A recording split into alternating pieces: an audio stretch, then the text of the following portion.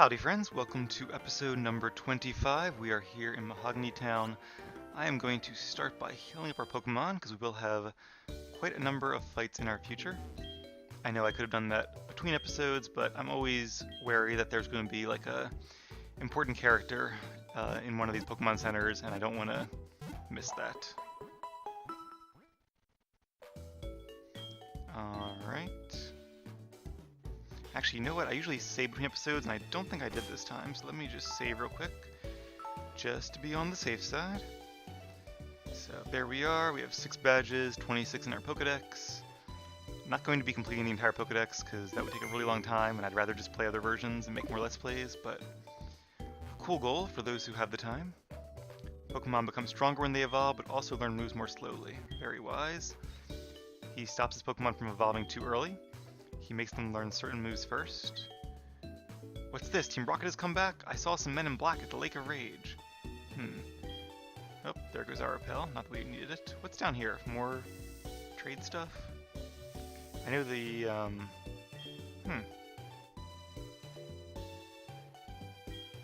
Tila's Pokemon Wi-Fi Club. Palpad. Not sure I wanted that, but okay. Register friends in it. Okay. Oh, cool. So it's just like another... No, I got it.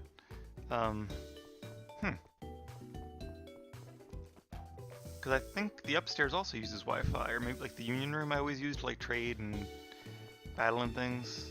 I don't know.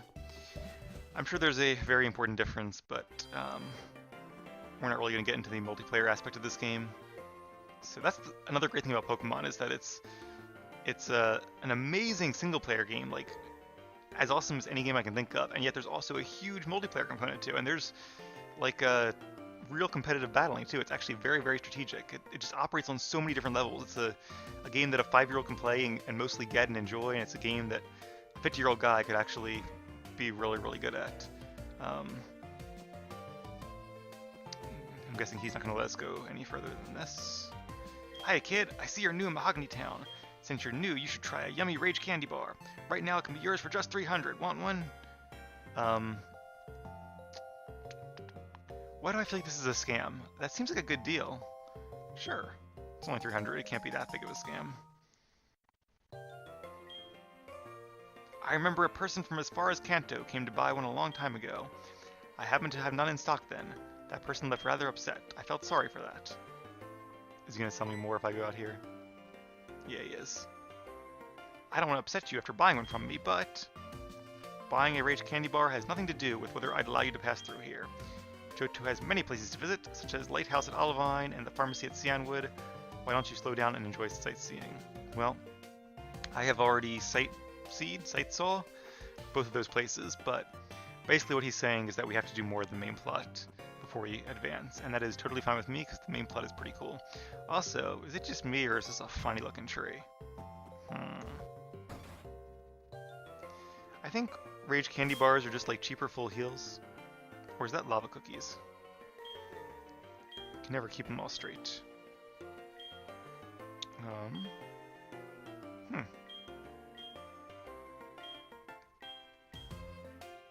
Interestingly enough, I don't actually see the Rage candy bar anywhere. Am I just missing it? Rare candy. Is it a key item? Not sure why it would be. It is. A famous candy in Mahogany Town. Many tourists like to buy them to take home. Maybe the quest is to like find the guy in Kanto who wanted the Mahogany bar. I honestly have no idea who that could be. At first I thought it might have been somebody important, a certain somebody important that I won't spoil. But after he described the person more, it doesn't sound like them. I heard that a red Gyarados appeared at the Lake of Rage. That's odd, since even ordinary Gyarados are rare in that lake. Very odd indeed. My top radio show? Pokemon music. Oh. Well, they have very different topics of conversation. Alright, let's check out this totally not suspicious gift shop here, shall we? My mouth is really dry tonight, so you'll forgive me if I take a couple drinks in the middle of the episode. Huh? You hear wind blowing in this room? That is just me whistling. Enough about that. Why don't you buy something? don't think the tiny mushroom does anything. I think it's just an item you can like get from Paris and sell here. Pokeballs and potions, don't really need either of them. Guess I could buy like a Premier Ball. Alright. Now we'll have Pokeballs for days. If he had repels, I would definitely buy repels, but for a souvenir shop, their selection is not that good. Haha, the experiment worked like a charm. Magikarp were just worthless, but Gyarados are big money makers. A souvenir shop that sells Gyarados? This is all rather, well, can't be suspicious because the sign says it's not, but it's rather odd, wouldn't you agree? Still, don't think there's anything we can do here. We can't even headbutt that tree. We can headbutt this tree, but we don't really want to headbutt that tree. So let's head north of town, since that is just about the only way we can go. I heard you can find a red scale occasionally. Speaking of which, I know a person who'd appreciate a red scale. Who? I can't remember. I remember, that's Mr. Pokemon. And I think he gives you a experience share, I want to say, which actually could be useful for training up our last Pokemon once we catch them. Eventually, after one more gym. And then at last our team will be complete, and it's all gravy from there, as they say. Alright, let's move out Kroot to the front of the line, get him some more XP. Now that he is all healed up, sorry Joey, we'll have to wait to talk to you another day. I can do so much with my Pokemon, it's super fun.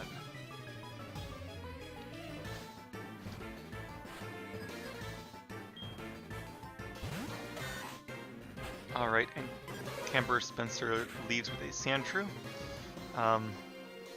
So while Screech and Scary Face can be good in one-on-one battles, a move that lowers your opponent's speed or defense is typically not as good as moves that raise your speed or attack, because chances are you're going to outlive or outlast the opponent's Pokemon, and therefore it'll be a longer boost if you were able to do that.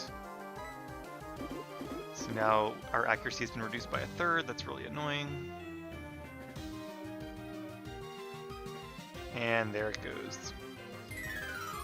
Luckily, Swift is a normal type attack, so we do resist it. And it's special, and I'm sure Sandshrew doesn't have a good special. Alright, let's just keep using Dig.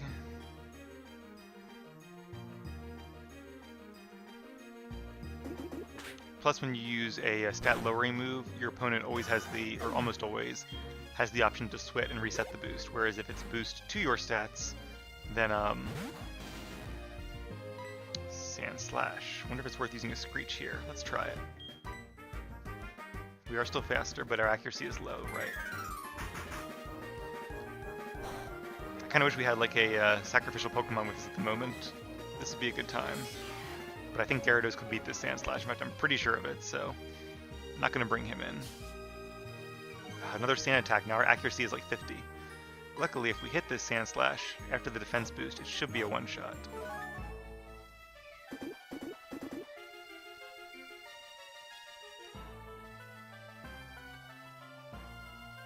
I think in Gen 1, or one of the gens, that Swift was so accurate it actually hit even while you were underground. Wow, accuracy. Okay, I'm just going to switch because there's really no use in just wasting all my power points here.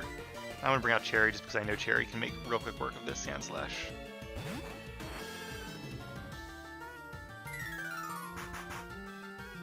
Although she does have one more Pokemon too, so it might have been nice to get the experience on somebody else, but that's okay. Cherry could use XP too, even though he's our best Pokemon at the moment.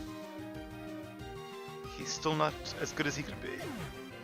In fact, technically he's only about 1/3 of the way to what he could be if you start at level 1 and are going for level 100, and Cherry started at level 5, so he's not even 1/3. That's unfortunate that she has a Zubat. I would not have expected that, and Zubat is one of the few Pokemon that doubly resists grass moves.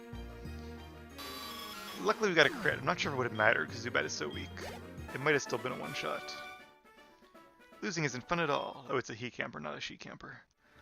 My bad. Alright, now that we are out of the battle, our boosts have been reset. Look who it is. Hold it there, kiddo. The toll is 1,000 to go through. Thank you very much. What? They just took it from me and I can't fight them? Hehehe, we're making a bundle. Everyone wants to see what's going on at Lake of Rage. Well, they are opportunists. And they're also very unoriginal, saying the same thing. I really wish they would give you an option, or at least an option to fight them and get your money back, because I have a Larvitar. Like, why can't I tell him to attack them? They're Team Rocket. I guess we pay, we might as well go through here, but you just as easily could have walked around, as you can see. Now, granted, there would have been grass there, and in fact, is there anything? Let's do that anyway. Nope, okay. I was thinking there was like a path off to the side, maybe an item there, or an apricorn tree, but there wasn't. Mareep. Nothing super exciting, but at least something a little different than what we normally see. Better than a Rattata or a Zubat or a Pidgey. It's also nice because Dig is obviously super effective, so this will be a nice easy fight. Level 27, very cool.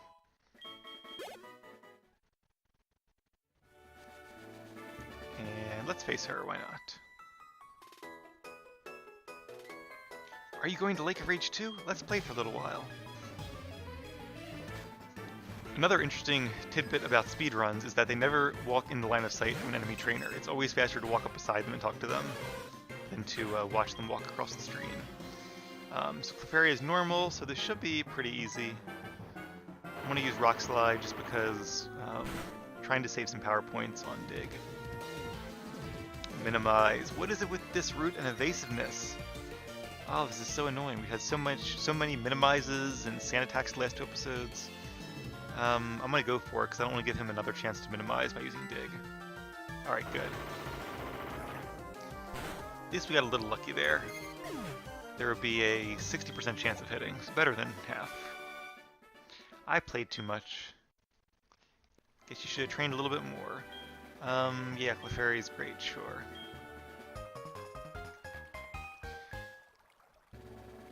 Even though it'll be a long while away, I do want to play Pokemon Let's Go at some point, and very likely make a Let's Play of Let's Go, funnily enough. And we don't have cuts, so that's useless. Definitely good to bring HM Pokemon with you.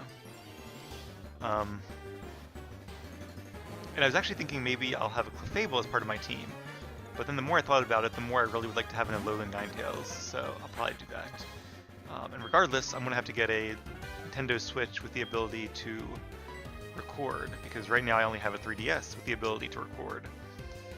And Let's Go is the first game on the Switch, so that'll be something I'll have to look into, but that'll be a year, if not more, down the road. We still have plenty of fun games to go through in the meantime, and from what I've heard, Let's Go, while fun, is really simplified, and I think a lot of people like it mainly for the nostalgia value, or at least in part for the nostalgia value.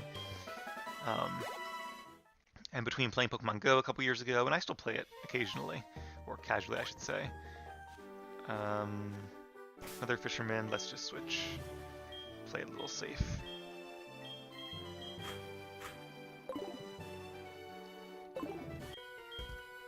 I think I've had my I don't say my fill, but I've had a decent amount of nostalgia for Pokemon recently. I'm ready to get into some of the newer games and see what they are like. Alright, so you know what? I'll go ahead and teach Olive Shadow Ball at the end of this episode. Assuming I don't forget, but well, that's cool. I'm Psychic type now. Conversion is a move that Porygon and its line learn, which change your type to I don't really know. Maybe the type of one of your other moves? I think I've only trained one Porygon, and that was a very long time ago, into Porygon Z. Flare Blitz is a very powerful physical fire type attack. I think it might be the most, or at least the most common physical fire attack. Does a bit of recoil damage, but still very, very powerful. Gyarados. Gyarados will use Intimidate. See, if I was that fisherman, I would have evolved my level 25 Magikarp as well, but I'm not, so... To each their own, I suppose. Could it be an electric type? No. Psybeam! But I am, for now, Psychic type, so that's actually really lucky. Not quite enough to one-shot Gyarados. I could finish it off with Extra Sensory, because it's also a powerful Psychic move, but Since it's my last episode with Metronome, I hope you guys will indulge me, and really, what are the odds?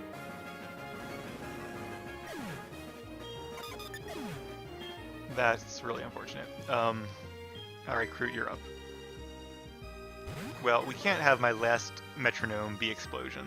I guess in a way that'd be kind of fitting, but plus like Gyarados too, that's so much XP. Oh, that's annoying. I'm gonna see if we have at least a couple revives. We can actually buy more revives now if we need them. And I think I'm gonna just revive Olive and use her for a little longer.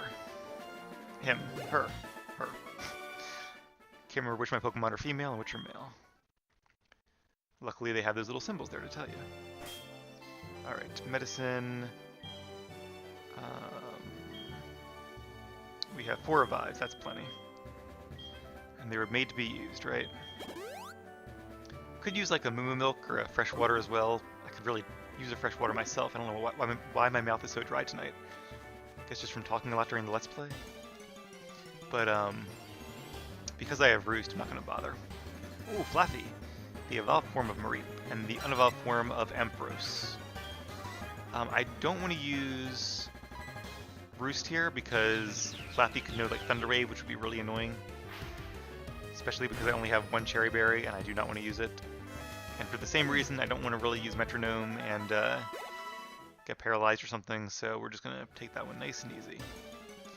And there might be a hidden item in that spot there. Venonat.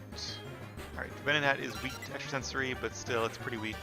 So let's go ahead and use Roost. Heal up before some tougher trainer battles, and then we'll use Metronome. And let's do one more wild battle after this, and then I'll use a Repel.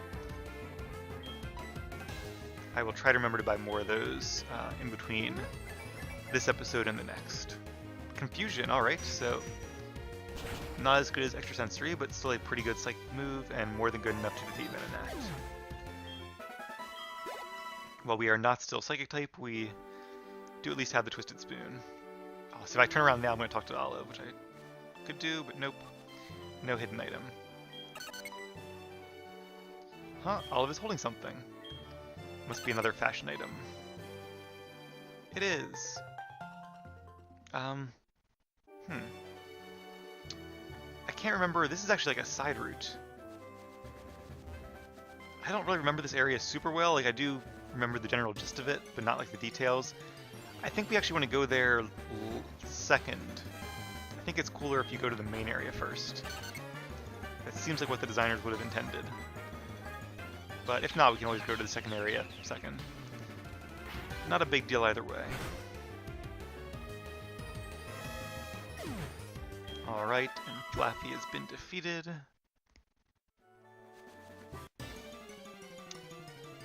I was going to use a Repel, but then I was like, oh, it's just a little bit further. Girafarig, okay, that's cool. Pokemon we haven't seen yet. I did see some Stantlers and some Tauros in Miltank while training. Not sure if we've seen them yet. So this would not be a good time to have Shadow Ball, because Girafarig is Psychic and Normal. Bug Bite is very lucky though, it is super effective. And there is Agility to make it faster. So it is the one Psychic type that is immune to Ghost type attacks. Kind of a useful type combination. It's also not weak to fighting because Psychic resists fighting. So even though Girafarig is not a very powerful Pokemon, and I would not recommend it to train, it does have a really good type. Also, Knockoff is a Dark type move, so Olive is really pulling it out here with the great Metronome rolls. Besides that explosion, I guess she's trying to make up for it. Some red-haired kid made fun of my precious Pokemon. My Pokemon's great! Alright, let's see your Pokemon. Also, I forgot about him. I feel like there might be a rival battle coming up sometime fairly soon. Okay, I'll agree with that. Your Pokemon is pretty great. I don't know why we're facing so many members of the Nido family all at once. That seems kind of like a waste, but okay. 3 more Metronomes. This will be it then. Let's make them good ones. Sky Uppercut. That's, I think, a fighting type move, so not very effective. Yep. Focus Energy increases his critical hit chance. 2 more.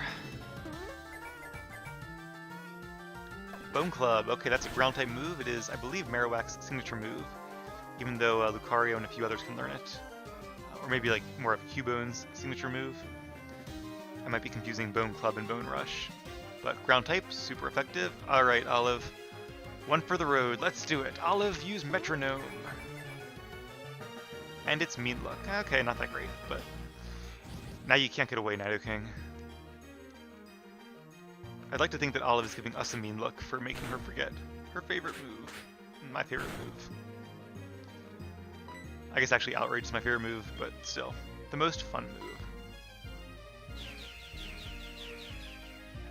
But as promised, after this battle we will go ahead and teach Olive Shadow Ball. That is kind of a nice technique if your Pokemon has a move that runs out of power points and you're going to replace it anyway. You might as well wait to do it during like a long route like this and then replace it. Because I believe when you replace a move, you'll have full power points. And you know, you might even be able to do that like in newer games once they made the TMs not used up as soon as you use them. You could probably, if you had two moves, just switch back and forth between those two moves and constantly refresh your Pokemon's power points that way. I never thought of that before. I wonder if that would work. Hopefully the makers thought of that. I feel like that's something they would have thought of. And they'd probably make it so that like if you replace a move, it has the same power points. That would definitely be a good way to address that. Ah, see, Metronome stimulates the brain, so it's educational. But ironically, we will be forgetting Metronome and learning Shadow Ball. That's good though, because Shadow Ball is actually one of the moves I'm going to keep on Olive until the end.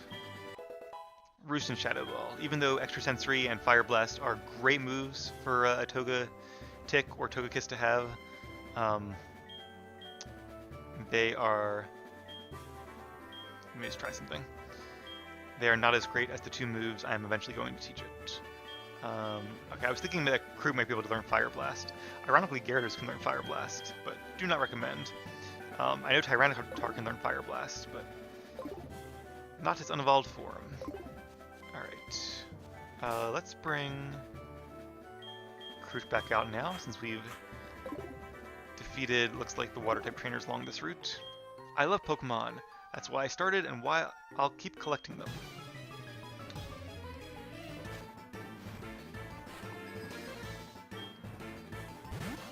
Pokemaniac Beckett has a Slowbro.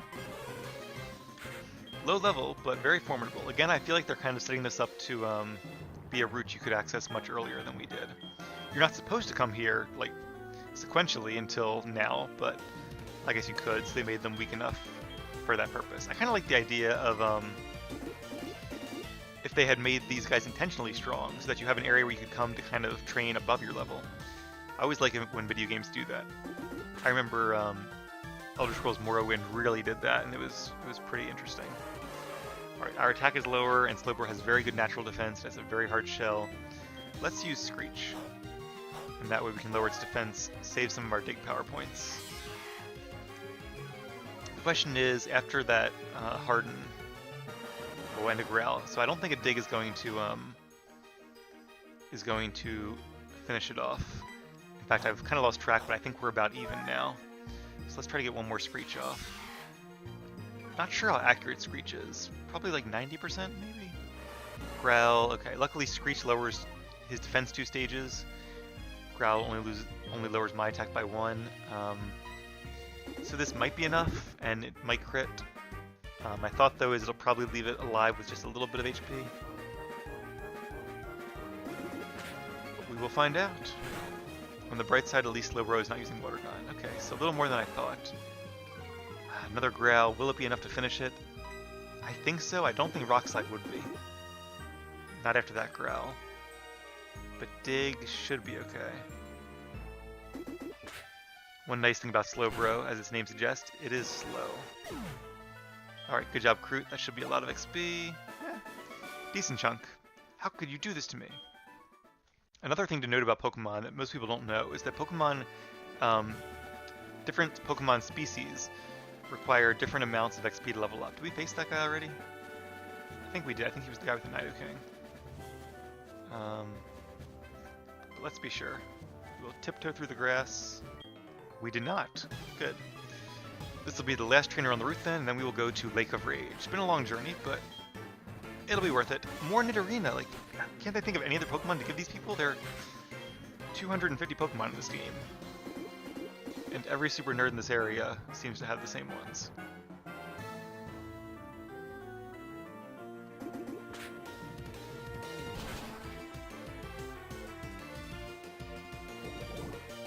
Ah, Poison Point, forgot about that.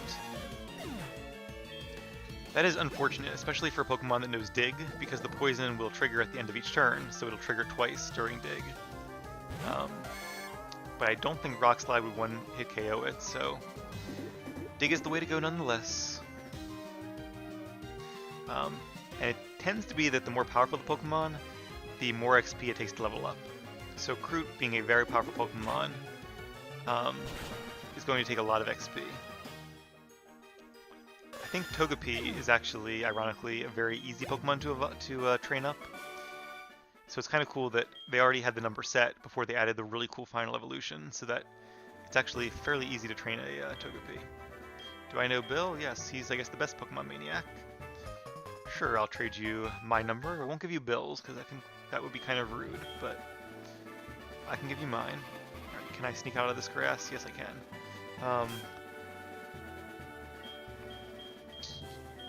Let's switch to Cian. Cian is our lowest level Pokemon besides Kroot. Nope, not that. I want to talk to the sign.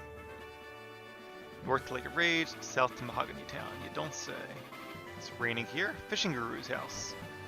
I don't think we get the Super Rod this early though, so what's going on? It's a crater. Oh. That's the story passed on from my grandpa's great-great-grandpa.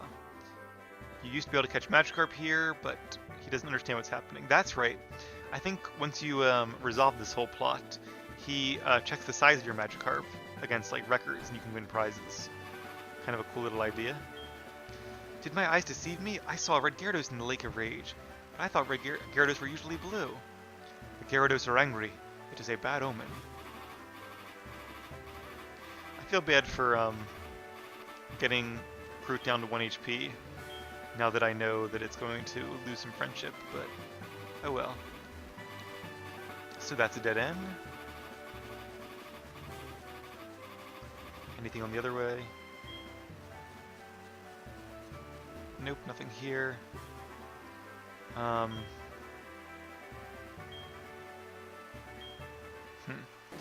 Alright, let's go ahead. And I'm not sure what happens next, to be honest. But if it is what I think, then I might want to have my Pokemon more healed up than they are. So let's use a Super Potion, and then a couple of Oran Berries, which we have 10 of at the moment. That should probably hold us over until we get those Citrus Berries. Alright. So, we'll see if I'm remembering this right. Yep, there it is. Red Gyarados. Can we face him yet? Ah, yes we can. Alright, very cool. This will be our first encounter with a shiny Pokemon. This is one of the few, maybe the only, guaranteed shiny Pokemon in the games. But it's a nice way to introduce the idea of shiny Pokemon as part of the main plot, so that if a person gets lucky and sees one later on, then, why did I leave with Cian? That was not the best idea in the world. Then they kind of know what's going on there. So after that Intimidate, I think my only special attack, Fire Blast, will probably do the most damage, even though it's not very effective. We do have Charcoal, we get Stab, it's a very powerful attack on its own. Didn't do much, it might burn, that'd be nice. Dragon Rage. So in order to advance the plot, you do have to either defeat or catch the Gyarados. And then the next trigger occurs. So I'm going to try to catch it. We'll see how it goes. If I accidentally kill it, I won't reset the game or anything, because we won't be using Gyarados. We actually might. To be honest, when I caught our Gyarados, I totally forgot about this Gyarados. It's just been so long since I played the game. Oh, it's raining, right. No wonder Fire Blast did so little. In that case, my whole calculation was wrong. You know what would be really great to have right now? Yawn. But I don't, so we will have to make do. Let me send Crude out. I don't know if Crude's faster. Probably not, because Gyarados is actually 3 levels higher. Gyarados is kind of a middle-of-the-road speed tier. Let me... Okay, saying that, let's slow it down. Good, Bite. I can survive a Bite. I don't know if it knows any Water-type attacks. I still did a ton of damage. Oh, and it missed! That's very, very unfortunate. Hopefully it knows, like, a non-damaging attack. Otherwise, we're going to just lose Crude here. Twister... I don't know. I don't think we have enough HP to survive a Twister. We do, okay, because Gyarados has a low special, and Twister is a base 40 special dragon move. So that's really cool. Twister is interesting that it will affect a Pokemon, and I think do double damage when a Pokemon is up in the air due to fly. Alright, so the reason I wanted to make it slower was so that all of our Pokemon will be faster now. And then hopefully I'll be fast, even Crude will be faster and can use a Rock Slide. Yes, we are faster and it hit. That'll be super effective. As long as it doesn't crit, it shouldn't knock it out, but it should do a ton of damage to it. Very nice, okay. I would feel so much better putting it to sleep, and in fact, if I had remembered this fight, I'm really surprised I forgot it. I mean, I kind of knew it was here, but I wasn't, like, focused on this area that much. Or this fight in particular. Well, you know what? Let's bring in Gyarados for the Intimidate. Probably should have done that a little bit earlier to reduce the damage its bite will do. Twister and Dragon Rage will be unaffected, but at least there's Bite. But yeah, if I had remembered this fight, then I probably would have kept you on just until now in order to get the sleep on it. Alright, so we want to use a Pokeball. Let's see what kind of balls we have here. Fastball, what does that do? Is that going to, if I click it, is it going to use it? Let's try with a, Netball. Netballs are good against water types. That's definitely a good one. And Repeat Ball is Pokemon we already have. I have no idea what the multipliers are. I don't really care enough to look it up. So let's use, oh, it does tell you. Alright, we do have a Gyarados. That'd be really cool if we could get it with a Repeat Ball, since that would make having this Gyarados worthwhile. Not that he's not worthwhile anyway, that was a bad choice of words. But it would give a little bit of an extra bonus there. Because it would be really cool to teach our Red Gyarados HM moves and use him from now on. But first we have to catch him. Again, if I would have remembered this, I would have like made sure to give Kurth the right type of balls, and I would have made sure to visit him already, because I haven't done any of our daily stuff yet. But it doesn't matter, right? Oh, that's right, okay. So in Pokemon Go, when you have 3 shakes, that means you caught them. In the real games, that's not the case, but now it has me thinking that. You saw me get excited too soon with Larvitar, and it's the exact same thing here. Especially because that's our last dive ball too, or netball. Hey, there's the Citrus Berry. I guess it did come in handy. Alright, what else do we have? Heavy Ball. How heavy is Gyarados? Probably pretty heavy, I would think, right? It's a giant water snake. Dusk Ball, it's nighttime.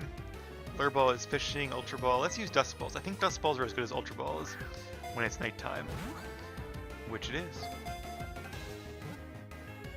I actually highly recommend getting a lot of Dusk Balls. They're very useful because they're cheaper than Ultra Balls and just as good, as long as you're in a cave or it's night.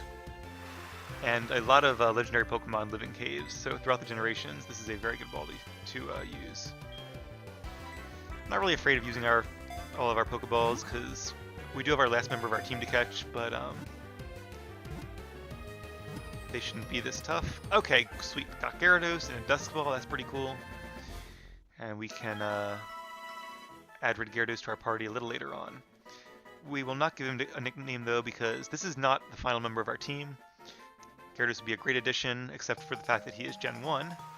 And I'm trying to train all Gen 2 types or Gen 2 evolutionary lines, and also we already have a flying type, so I try not to duplicate types if I can help it.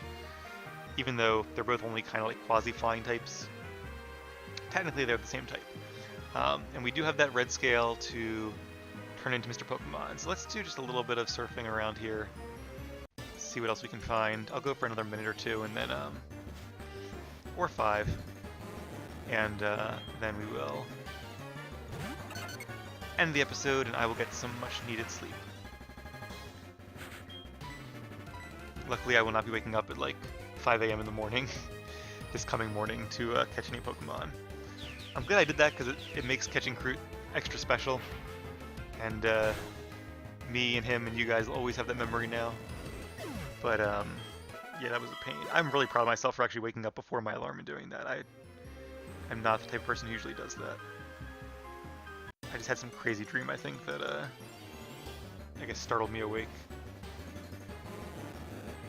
Not a bad dream, just a weird one. Lots of weird dreams. And I would describe it, but that would take more than a minute, so maybe next episode. If I run out of things to talk about Pokemon-wise, I will bore you guys to death with my dreams. Magikarp gives like almost no XP, so it's almost not even worth fighting. See, they're talking about how all the Magikarp in the lake have evolved, but there seems to still be a lot of Magikarp and not a lot of Gyarados. I think there is actually a much higher chance of finding Gyarados during this quest line than afterwards once you resolve everything. But doesn't seem to be that way. So let's do like 1 or 2 more encounters. I vaguely recall this maze, but I don't remember what's at the end of it. Alright, Magikarp, so we'll do 1 more, and hope to see a Gyarados that we can defeat for some XP, otherwise I will just run away. We don't have any electric moves in our team, which is Gyarados' double weakness. It's Achilles' heel, even though it doesn't have heals. But we will eventually. Okay, I see an item over here and a house over here. Secret power. Not entirely sure what that does. I think it's the one that actually makes like secret hideouts in Generation 3 in the overworld. And that was pretty cool. Hopefully they have that in Omega Ruby and all as well. I enjoyed making my little hideout in my original Sapphire game. Yep, still no Gyarados. But here I think it like changes type depending where you are, or I don't know. Something like that. Alright, so let's use a repel and then I'll explore just a little bit further.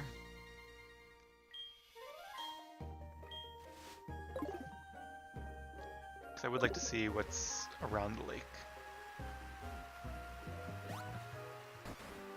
I like how there are steps there too to get you out of the water. You have strayed far. Here I have meditated. Inside me a new power has awakened. Let me share my power with you. Take this, child. TM10, hidden power. Okay, that's cool. Do you see it? It is hidden power. It draws out the power of a Pokemon for attacking. So hidden power is interesting because it can be any type but fairy and maybe normal. I'm not sure if it can be normal or not. It's a special type move, and what determines it really is IVs, not EVs, which we discussed earlier, but IVs, which are like a Pokemon's genetic stats. So if you really want a Pokemon with a certain hidden power, you can breed them until you get one you want, but that is difficult to do if you're doing it in game and not just using like a simulator. Mostly you'll just see it on a simulator or on cheated Pokemon, but those suck anyway. Alright, we haven't been up here. This might go back to where the other part of the route is. So let's go to the eastern part first. So I saw something up here, I think. But hidden power can be up to 70 power. And so if, for example, you want like a Starmie with a choice specs, that's a good item. Talk about that later, but I'm glad I found that. That could be fun. If you want a Starmie with, say, a ground type attack, that'd be a good one. I don't think Starmie can learn any ground type attacks. Maybe Earth Power, but probably not. I was going to say Rock, but now it can learn Power Gem, and I was going to say Fairy, but Starmie can probably learn Dazzling Gleam. It's another one of those Generation 1 Pokemon I really like. If I was going to do like a Clefable run, I would also probably train a Starmie. One of those Pokemon that's underused, but actually very strong. And with a surprisingly good move pool, even in Gen 1. Alright, who are you? The red Gyarados? That sounds scary. It must be red with rage. I'm not angry, but let's battle. Alright, so this is a bit of a long episode. In fact, let's defeat this H Trainer, and then I will go ahead and end it here, and when we come back tomorrow, we will get to do a bunch of cool stuff. And I will talk to you about the Choice Specs, which I'm actually really excited about, because that might be a good long-term item for Olive. Because of Twisted Spoon, Extra Sensory will be my best move. Well, actually Fire Blast, but Fire Blast might miss, so Extra Sensory it is. So I'm making a note to myself to buy some more Super Repel, and I want to talk about the Choice Specs. And Ninetales. Just talking about Ninetales. I did train a Ninetales a couple years ago, or probably 7 or 8 years ago at this point, whenever it was that I was last really into Pokemon before these Let's Plays. And that was cool. It was just a regular Ninetales, because that's all there was back then. But even regular Ninetales can learn some pretty cool moves. In fact, one of those moves is Extrasensory. I don't think it can learn Psychic, in fact I'm pretty sure it can't. But Extrasensory is almost as good. Alright, so this could be a tough battle. Luckily it's raining, so Flamethrower will not do a lot of damage. It can learn Solar Beam. I think that's what my Ninetales knew, was Sunny Day, Solar Beam, Flamethrower, and Extrasensory.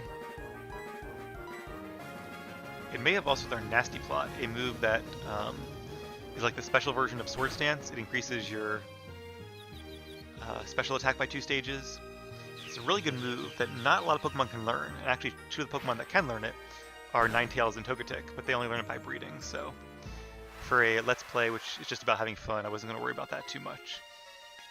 For competitive battling, though, it can be a pretty good move, and well worth breeding onto your Pokemon.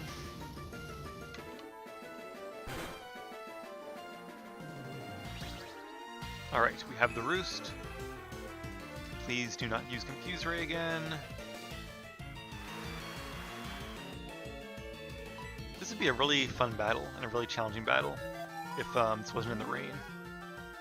Kinda wish they put this Ace Trainer elsewhere and like a different Ace Trainer here, with maybe a Starmie or something. Not that this battle is easy.